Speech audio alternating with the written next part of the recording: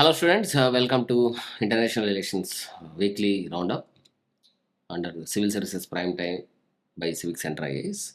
Let's try to understand what were the recent happenings, especially for the last 1 week. And we have taken 5 important articles. One would be Financial Sector Assessment Report by World Bank and at the same time IMF. So these two international organizations are releasing Financial Sector Assessment Report. And why it was important when it comes to India's economy perspective. What were the different challenges and policy reforms that have been taken in India under last 10 years or last 1 decade, if you make it simple. So let's try to understand what were 5 important topics. India's push for world-class banks. Second one, FPI, foreign portfolio outflows. What is the major reason for foreign portfolio outflows from India? Third one, integrity matters checklist tool by Global Reporting Initiative.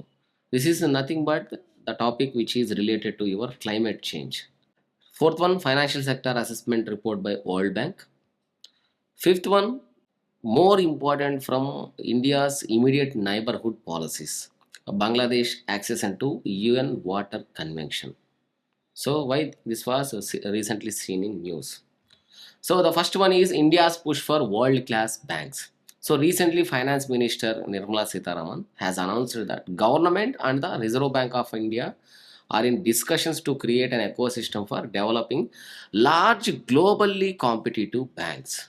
So already we have this concept of domestically systematic important banks and globally systematic important banks, right? In a similar way, India wants to create a large banks, especially from India, which will compete with another global banks. That is the intention behind world-class banks.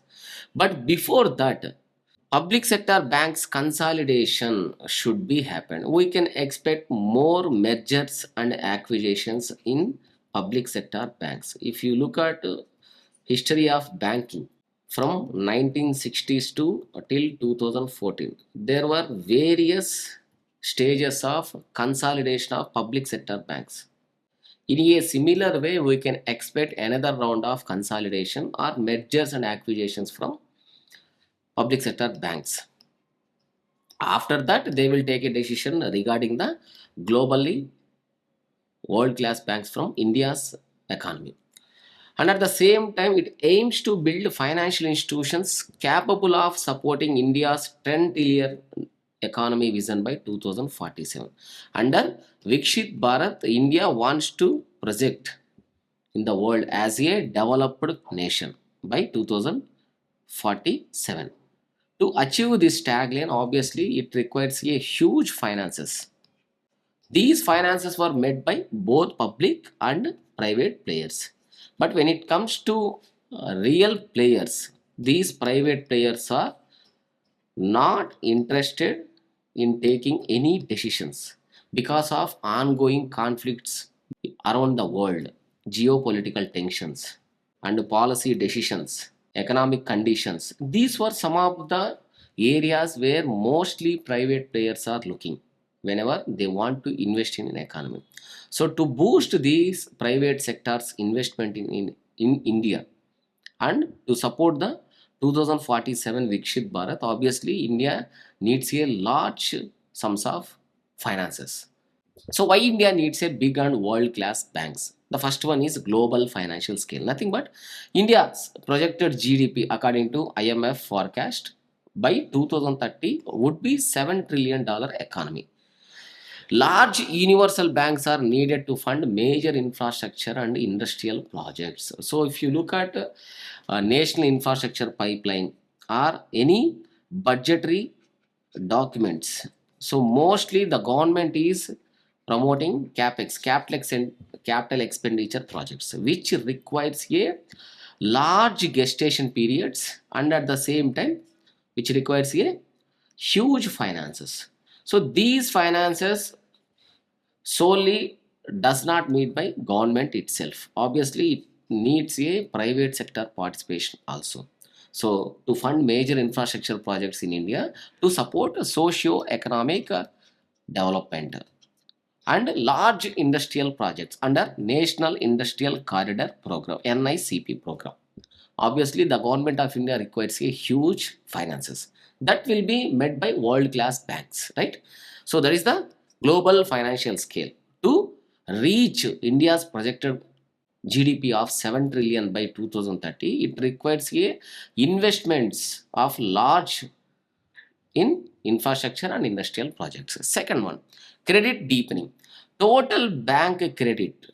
So whatever the loanable credit that has been given to the private players, especially 192.19 lakh crores as of October 2025, which double the previous year growth. So last year it was 90, 95, right? Now almost it has doubled, which indicating rising demand for institutional financing. So what is meant by institutional financing? The finances which were done by banks, financial institutions, NBFCs, and from governments. So these were generally considered to be a institutional financing. These are very important because under institutional financing you will get a loans at concessional rates or low interest rates and long repayment periods. These are some of the advantages. That's why banks and other financial institutions like NBFCs are backbone of any institutions, any economy's growth. So from last 1 year to this year October, it has been doubled. So obviously you can expect the rising demand for institutional financing. To meet these financial needs, one needs world-class banks. Next one, international competitiveness. None of India's bank features among top 25 global banks by market cap. Stronger balance sheets are required for international expansion. So one problem mostly India's banks are facing is NPS, non-performing assets, bad loans.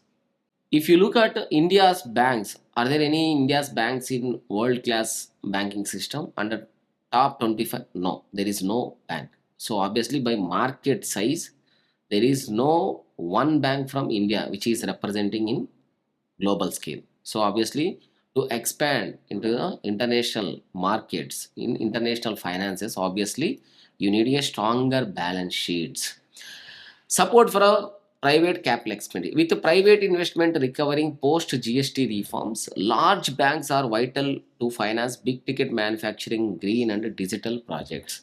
If you look at last 1 decade, the governments are mostly focusing upon green projects and digital projects also to include under financial inclusion.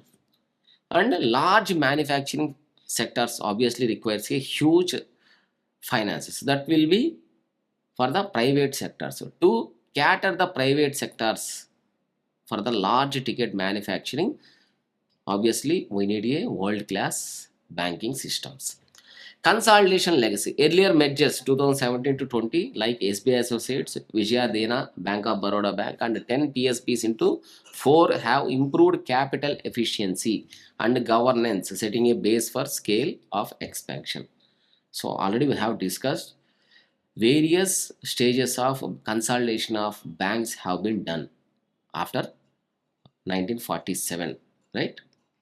In a similar way, which will improve the capital efficiency available in the banking systems after the mergers and acquisitions, and which will improve the, which we are expecting to improve the governance system in public sector banks also.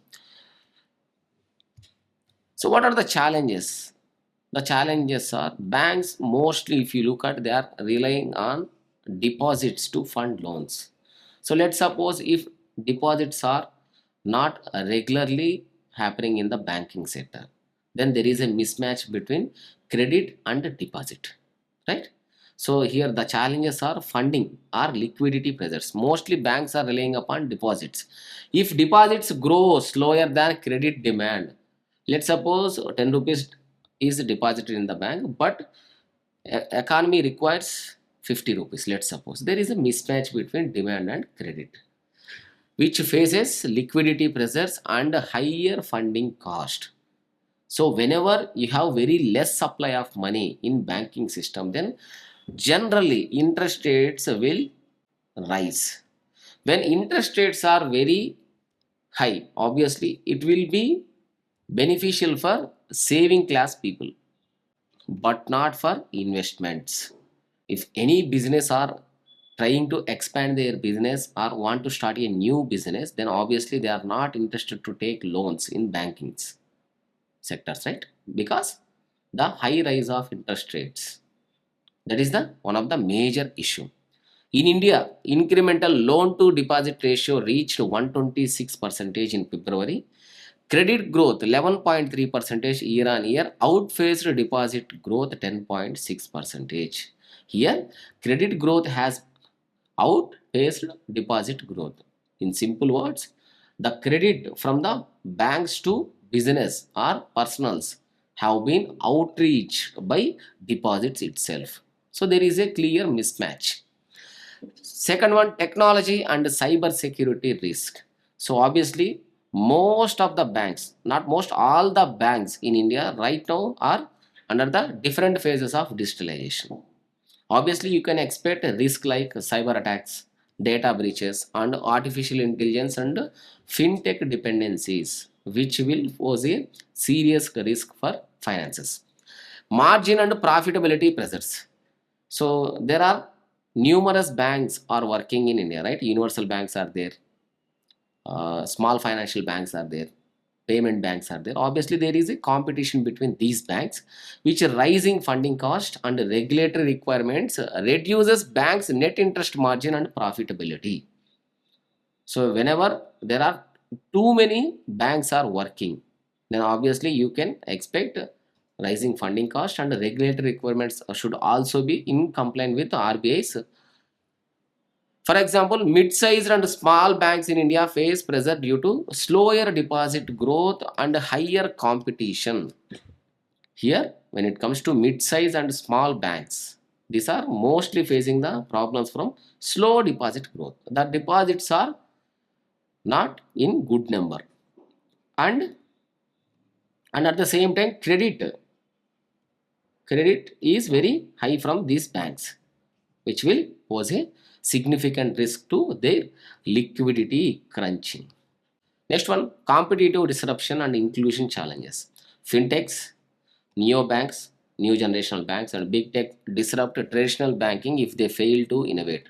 In earlier cases, I had to see that these banking sectors are mostly depending upon, let's suppose if you take an example of IMPS, NEFT, NEFT, RTGS. But now these all have been merged into UPI, Unified Payments Interface. If you cannot innovate, if you cannot in line with the best practices in the banking sector, obviously your business will fall behind. McKinsey report highlights the need for Indian banks to integrate into digital ecosystem and serve small and medium enterprises, according to McKinsey report. That is the first one. First topic is completely related to your banking sectors, world class bankings, and why India needs to develop as a world class banks and what are the challenges are facing. Second one, foreign portfolio outflows. As of November 4th, foreign investors have sold 1.5 lakh crore of Indian stocks, marking the largest outflow in around 20 years. From 2005 to 2025, this was the largest outsold of 1.5 lakh crores of Indian stocks. So what do you mean by foreign portfolio investors? Nothing but the individuals or companies which are investing in countries' financial assets, not physical assets. If you invest in physical assets, then it should be considered as a foreign direct investments, right? But when it comes to your financial assets, like your bonds, stocks, and other marketable securities, that is called foreign portfolio investments, and without seeking direct control or ownership of businesses. In this case, if you purchase any stocks, bonds, or other market instruments, then obviously you are not seeking any direct control on that company's internal affairs. And at the same time, you cannot claim ownership of businesses. That is the major difference between FDI and FPA. Unlike FDI, which involves long-term stakes. So if you want to invest in physical assets, obviously it will take a long term, right? And management participation in companies is also allowed under FDI route. FPIs are primarily focused on earnings returns through capital gains, dividends, or interest income.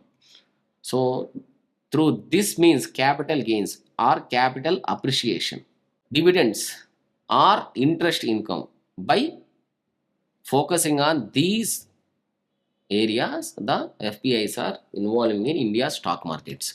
So what is the significance of foreign portfolios in India's economy?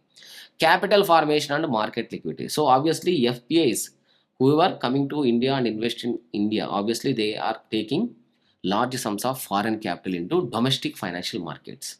So which will increase the forex reserves, which will enhance the liquidity and depth. This makes markets more efficient, facilitate price discovery, and enables a smoother function of secondary markets. So whenever these primary foreign portfolio investments FPIs are coming to India, then obviously it will enhance the liquidity available in the markets, which will creatively work more efficient, and price discovery will be better for the players who are involving in primary and secondary markets, and smooth functioning of secondary markets.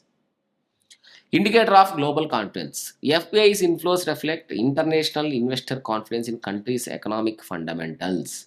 So if any country is getting more and more foreign portfolio investments, or this uh, internal financial markets, then obviously they have a huge confidence in these countries' fundamentals, corporate governance, and policy stability. So there is a continuous policy stability which will enhance the foreign portfolios into the countries.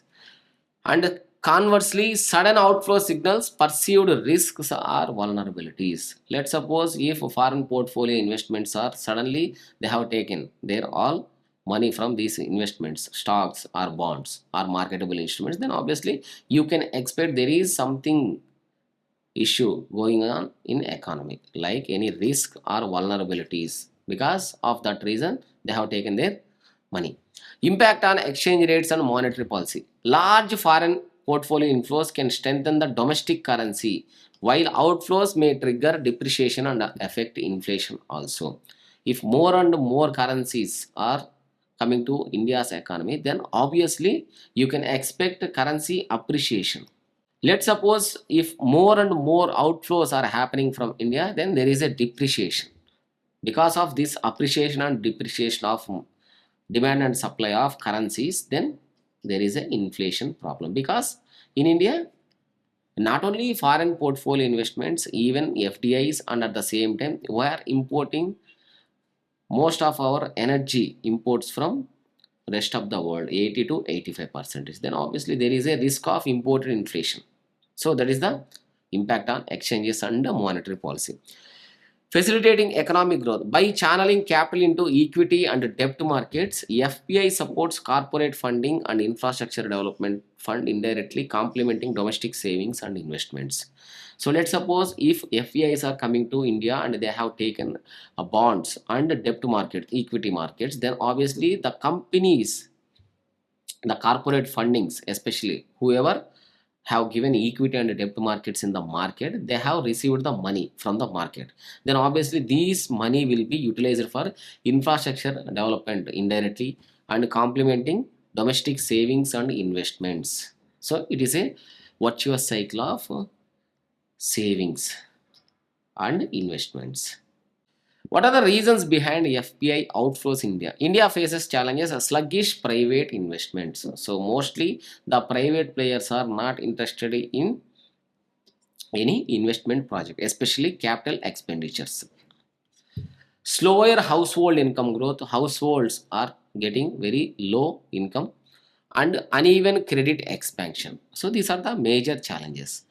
These structural issues limit sustainable domestic demand, affecting investor confidence in long-term returns. When there is a sluggish private investments and slow household income and credit expansion only skewed to some sectors of the economy, then obviously you can expect a sustainable domestic demand. There is a some issues in pent up demand.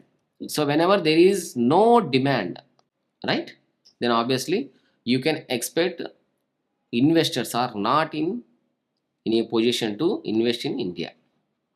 So that is the issues. Rising interest rates in developed economies make safer assets like US bonds more attractive than emerging markets. Let's suppose if Fed has increased their interest rates, then obviously the countries from where they are getting returns, they will simply take away their money, capital flight, because in their home countries they are getting more returns on US bonds, right? Then obviously why one should wait for another country's markets?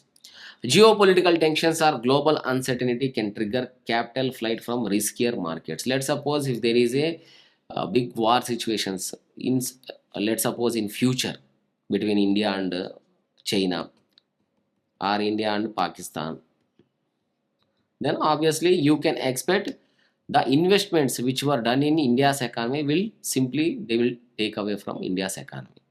These are some geopolitical tensions are also influencing your market dynamics and finances. The exit from China's markets also initially benefited India, but the China to India reshoring effect has plateaued in earlier case. So whatever the investments that have been taken from China, generally they have been expected that they will come to India, but majority of the multinational enterprises or companies, they have taken these investments to their home countries, reshoring. Hello everyone. As you all know, Civil Services Prime Time is one of its kind initiative where we are teaching the students current affairs related to the particular subject one day at a time. అంటే ఒక వారంలో జరిగిన current affairs అన్ని ఒక subject కి సంబంధించి మేము ఒక రోజులో చెప్తున్నాం. So this is all because of the reverse engineering technique. Because మీరు ప్రతి వీడియో చూసినట్టయితే ఎండ్ లో ప్రీవియస్ ఇయర్ క్వశ్చన్స్ ప్రిలిమ్స్ చేస్తున్నాము, అలాగే ఒక క్వశ్చన్ మెయిన్స్ చేస్తున్నాం. So in order to get daily updates at 7 o'clock sharp as we are doing it, subscribe చేసుకోండి, అలాగే బెల్ కూడా క్లిక్ చేయండి సో దట్ 7 o'clock కి మీకు ఇమీడియట్ గా నోటిఫికేషన్ వస్తుంది. That is also one of the major issue. What can we do next to limit the FPI outflows from India's economy? What can we do? Interest rate adjustments. So if you have given more interest rates on these financial assets, then obviously investors will stay back in India, right? The Reserve Bank in India can tweak policy rates to make Indian assets more attractive to foreign investors. Higher return on government securities and bonds can reduce outflows. So if you look at securities, there are private and there are government. Mostly we are focusing upon only private securities, debt markets, right? Then what about the government securities? There are government securities, right? T-bills. If you provide more interest on these components, then obviously at least some foreign investors should stay with India's economy, right? That is the interest rate adjustments for public sector, especially government securities and bonds, which will reduce the outflows. Simplified investment rules. So you should streamline the registration process easy, reporting standards and repatriation norms for FPIs encourage confidence. So whatever they have been earned in India, the repatriation norms should be very clear to send back their money to their home countries. We should not obstruct. Gradual liberalization. Controlled and phased capital account liberalization prevents sudden withdrawal shocks. So there are two types of accounts, current account and capital account. So controlled and phased capital account liberalization, at least you should liberalize capital account so that it can prevent the sudden withdrawal shocks. Already current account is freely convertible, but when it comes to capital account there are some restrictions. So in a gradual way you should done away these restrictions so that at least you can prevent some shocks, withdrawal shocks on a larger scale of FPIs. Deepening domestic market, expanding equity and bond markets, improve liquidity and resilience, reducing vulnerability to large sell-offs. So you mostly should not depend upon the foreign investors to invest in your domestic assets, domestic financial assets. Rather than you should improve your liquidity conditions within the domestic economy, so that you should not worry about this outflow of FPA and depreciation of currency and inflation effects on the economy. You should not worry in long term. So obviously you need to focus on your domestic priorities, domestic investments, domestic savings, mobilization of domestic savings, so that it can have a better liquidity conditions on the domestic front. Maintaining inflation and fiscal discipline. Predictable macroeconomic policies reduce perceived risk and make India as a safe investment decision. Here there is one popular term, policy paralysis, right? So whenever any government is taking any economic policies, obviously it should be continued. Let's suppose after 5 years, if these policies are keep on changing, then there is a lack of perceived interest on investment destinations. So these companies or these governments are not interested in investing in India's assets because there is no policy continuity. There is always policy paralysis. That is one of the biggest issue in India's economy. That is the second topic. Integrity Matters Checklist Tool by Global Reporting Initiative, which is nothing but the corporate climate disclosures. Whatever the corporates, they have been investing in these climate change effects, whether it should be adaptation or habitation. With the UN net zero standards, obviously integrity matters. How they are have taken this climate change effects into their investment decisions. That is recently reported by Global Reporting Initiative. So it is a practical tool that helps organizations report on climate targets. What are the different types of climate targets that have been kept by different countries, right? And transition plans. What are the different plans that they are in streamlining for the climate change? And greenhouse gas reduction efforts in line with science based pathways based on the scientifically proven methods. How these investments are has to be make that the climate targets, transition plans and greenhouse gas reduction effects will be in line with science based pathways. It is launched by Global Reporting Initiative GRI in partnership with UN. So these are important for your prelims point of view.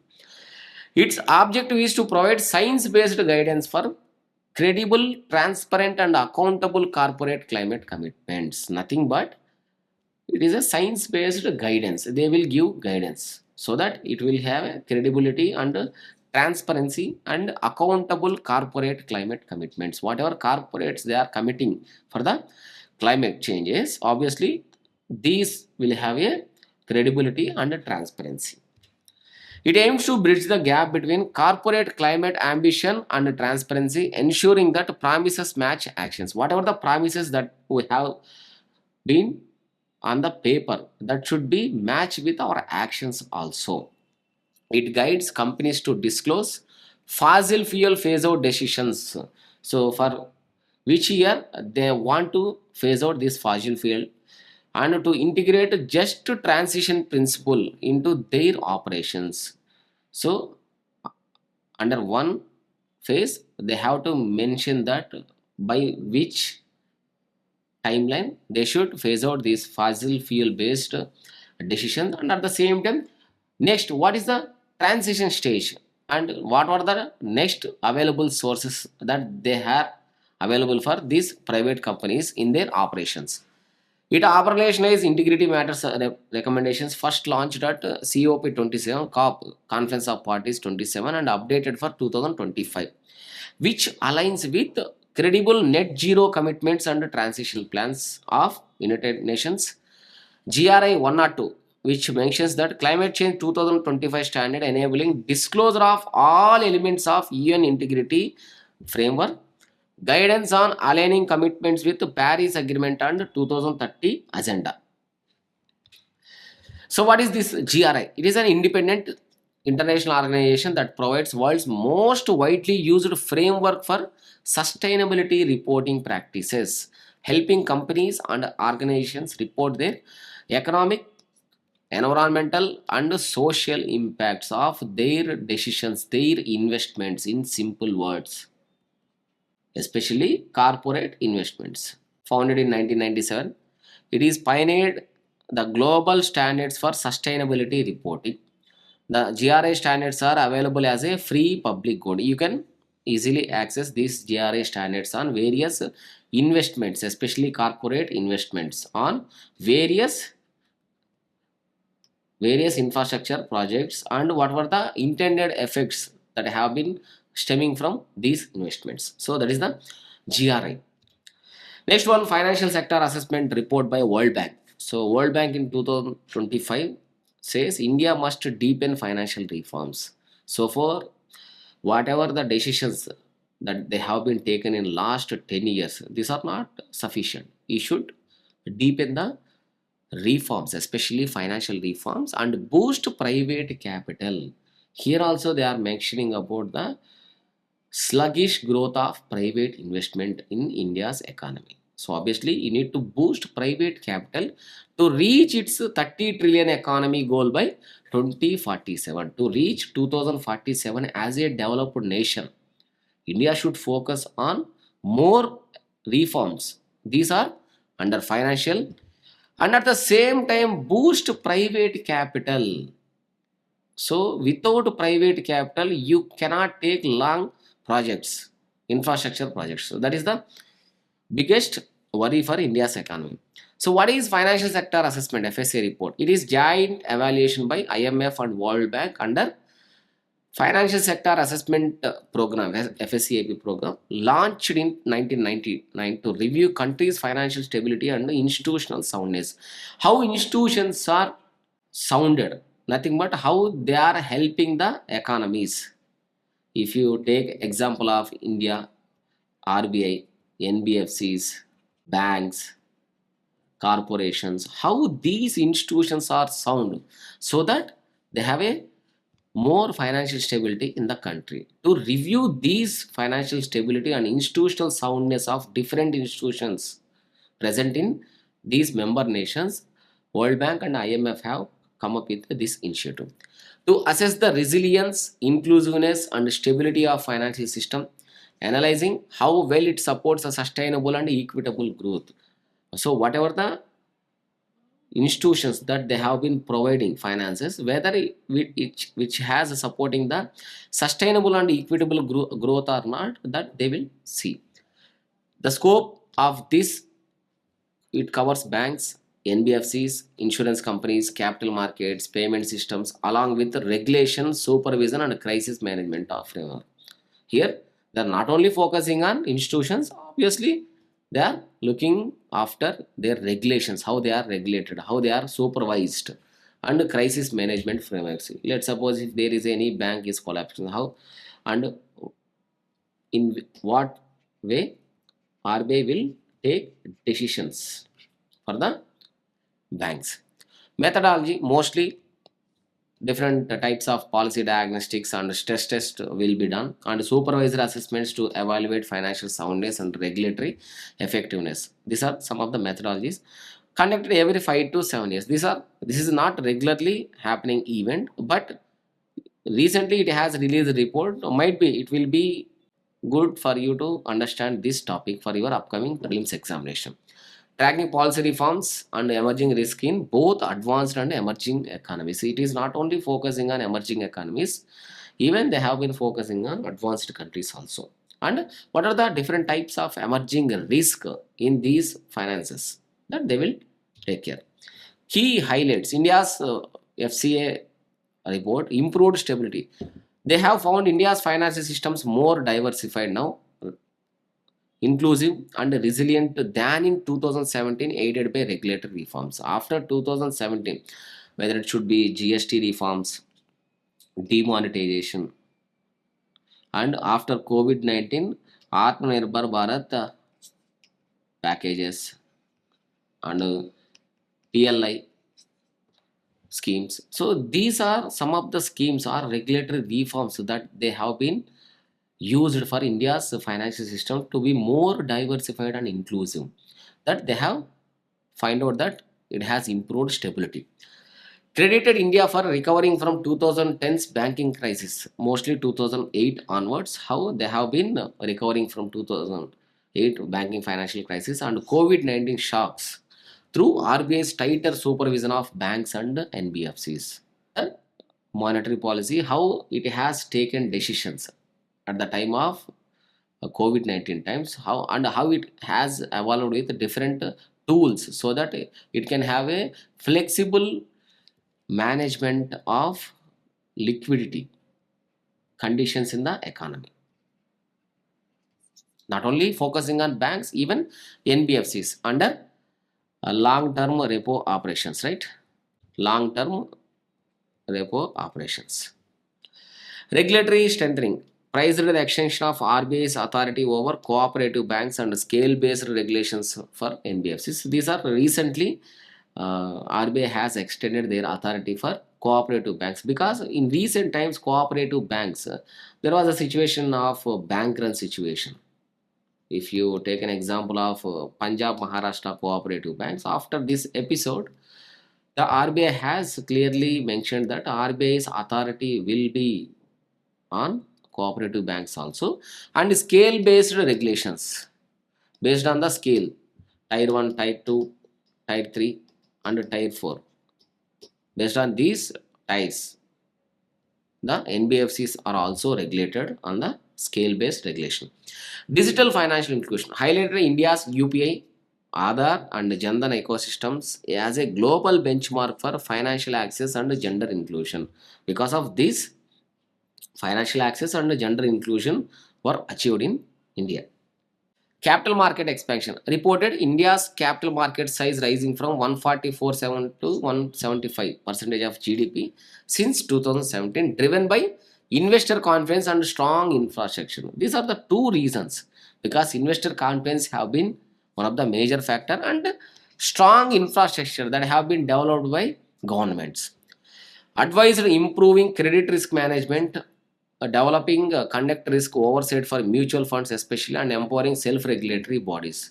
And they have been given the recommendations regarding the self-regulatory bodies and mutual funds. Private capital mobilization urged creation of credit enhancement and securitization of platforms to attract global long-term investments. To attract the large private capital mobilization, credit enhancement and securitization platforms have been need of the hour, which emphasized that continuous reforms, deeper markets, especially primary and secondary markets, and financial integration are essential to achieving $30 trillion economy goal by 2047. So that is the topic of financial stability report. Next one, Bangladesh accession to the UN Water Convention. So in 2025, Bangladesh became the first South Asian nation to join UN Water Convention, which also known as Convention on the Protection and Use of Transboundary Water Courses and International Lakes. So what is UN Water Convention? Convention on the Protection and Use of Transboundary Water Courses and International Lakes, adopted in Helsinki 1992 and enforced in 1996 under United Nations Economic Commission for Europe. So especially it was started for European countries for the transboundary rivers, water courses and international lakes present in European Union. Originally Europe and Central Asia, which was applicable and open to all UN member states in 2016. From 2016 onwards, it has opened to all United Nations member states. After a 2013 amendment, becoming a global treaty for transboundary water governance. So, if you look at transboundary water resources. So there are some issues between India and China, India and Bangladesh, Tista River mostly. You might have heard this Tista River. So it is transbound water governance for the better transboundary water usage, fair usage of these and international lakes, which promotes the sustainable management of shared water resources. Whatever the water resources that they have been available between these two countries should be used for the sustainable way, and conflict prevention through cooperative mechanisms. So if there are any conflicts arising from these transboundary agreements, then you should go for a conflict prevention through cooperative mechanisms between countries. Key goals: implements SDG 6 clean water and sanitation, SDG 16 peace, justice and strong institutions via equitable water sharing and joint management of these water bodies. By providing water sharing equitably to their population and joint management between these two countries, which will implements the SDG goals 6 and 16. So these are very important for prelims point of view.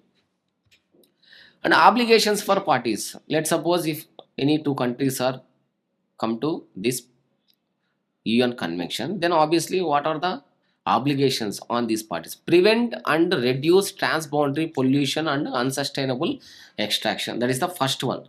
You should not create a pollution in these water bodies and unsustainable extraction. There is some limit for extraction of water resources that you should keep in mind. Use shared waters equitably and reasonably. Both the countries should get their water share equitably and reasonably. Coordinate national and transboundary water management policies. Establish joint bodies or commission for shared basins. So just like how India and Pakistan has a joint body for Indus Water Treaty, in a similar way you can establish joint bodies between these two countries or the commission for shared basins between two countries.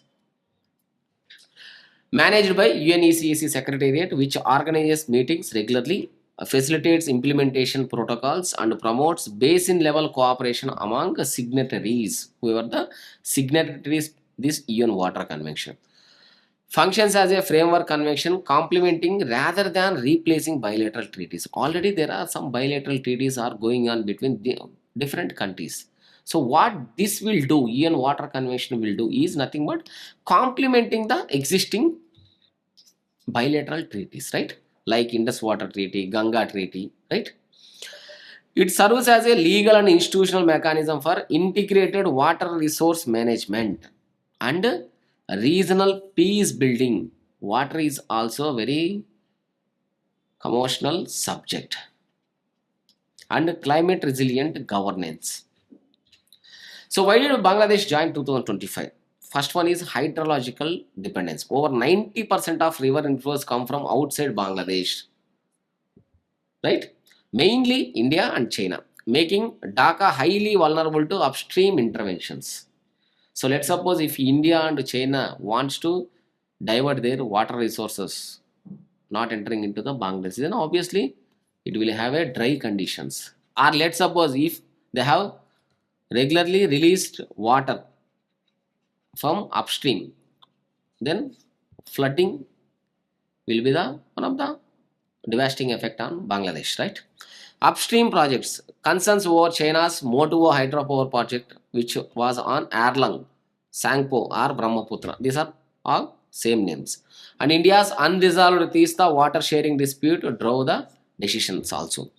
Environmental risk, 60% of population exposed to floods, right?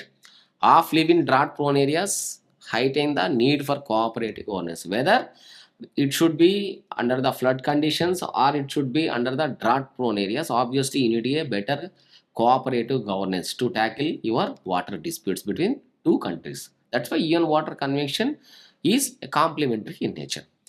Bangladesh 2019 High Court ruling granting rivers legal personhood reinforced its institutional focus on water rights.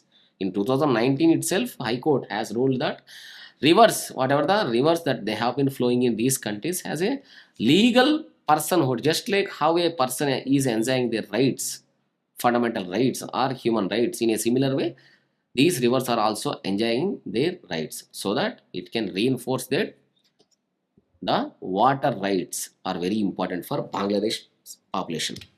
So what were implications for India? So that is the important aspect for our examination. Shift from bilateralism. So far, whatever the tensions between different countries, whether it should be India and Bangladesh or India and Pakistan, it is mostly bilateral, right? Example, Indus Ganga.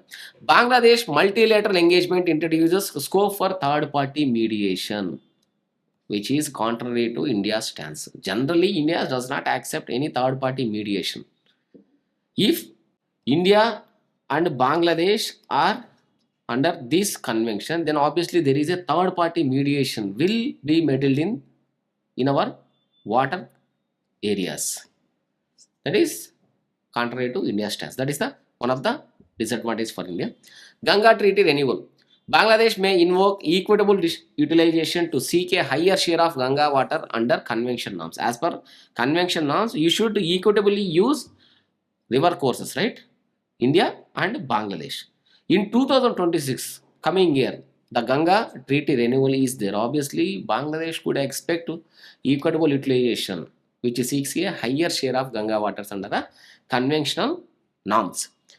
The stalled Teesta agreement could face renewed international pressure, citing fairness and sustainability principles, which will left for Bangladesh, which will have a leverage on Bangladesh. That is also one of the disadvantage. Regional domino effect, just like how India and Bangladesh are having these water disputes. In a similar way, let's suppose in future Nepal and Bhutan join in this UN Water Convention, which will potentially transforming South Asia's hydro diplomatic architecture. So obviously, the hydro architecture, diplomatic architecture of these regions, India, Bangladesh, China, Bhutan, Nepal, this will be changed forever, right? Bangladesh simultaneous trilateral cooperation with China and Pakistan raises apprehensions of Beijing influenced hydro bloc. So in recent times, Bangladesh has trilateral cooperation with China and Pakistan. China, Pakistan, Bangladesh. If these three countries raises apprehension, then obviously the Beijing influenced hydro bloc will have a catastrophic effects on these countries' economies, Pakistan and Bangladesh. So it also plays a strategic concerns for India. So the neighborhood policies. So whatever the neighborhood policies that have been detrimental to their economies and their political system, then it will have a cascading effects on India's strategic concerns also. So that is the implications for India. So these are issues that have been in last 1 week or so. So I hope you will understand these topics in great detail. If you have any issues regarding international relations or any topics to be specifically taught by us, you can mention in comment section, so that we are very happy to take up that topics also. So that is the discussion for international relations current affairs weekly under civil services prime time. Thank you for watching class. Have a nice day. CivicCentre IAS is offering Telangana Group 1 Prelims cum Mains classes as well as Andhra Pradesh Group 1 Prelims cum Mains classes in English medium for a period of 8 to 10 months. This also covers the complete NCERT textbooks and statewide textbooks. So what are you waiting for? Learn through reverse engineering technique today. Admissions are in progress. Join now. Visit our website. Thank you.